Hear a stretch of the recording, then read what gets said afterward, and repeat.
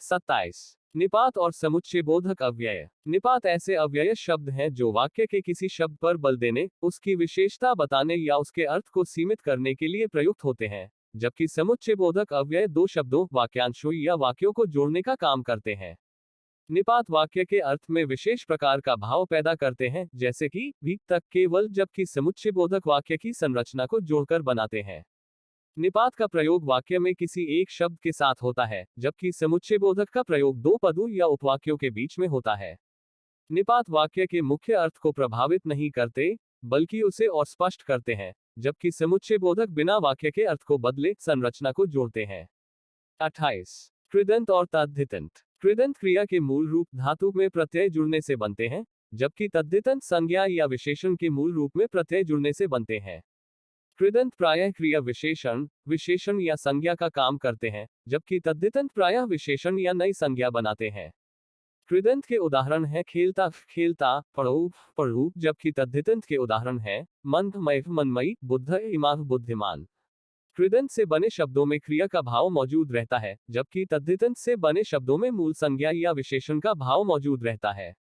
29। लाक्षणिक और व्यंजना अर्थ। लाक्षणिक अर्थ शब्द का वह अर्थ है जो मुख्य अर्थ के अभाव में या उसके स्थान पर लिया जाता है, जबकि व्यंजना अर्थ वह अर्थ है जो शब्दों से निकलता तो है पर सीधे सीधे व्यक्त नहीं होता। लाक्षणिक अर्थ में लक्षणा शब्द शक्ति काम करती है, जबकि व्यंजना अर्थ में व्यंजना शब्द शक्ति काम करती है।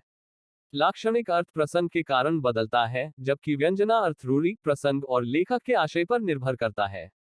लाक्षणिक अर्थ अप्रस्तुत को प्रस्तुत के माध्यम से बताता है, जबकि व्यंजना अर्थ कही हुई बात से एक दूसरी बात का बोध कराता है।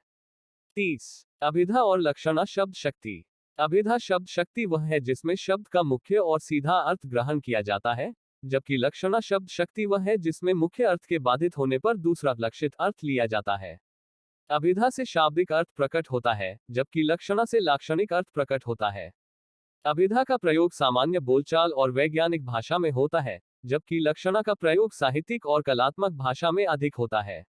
उदाहरण: अभिधा घर में दीपक जल रहा है। लक्षणा भारत देश राष्ट्र का दीपक है।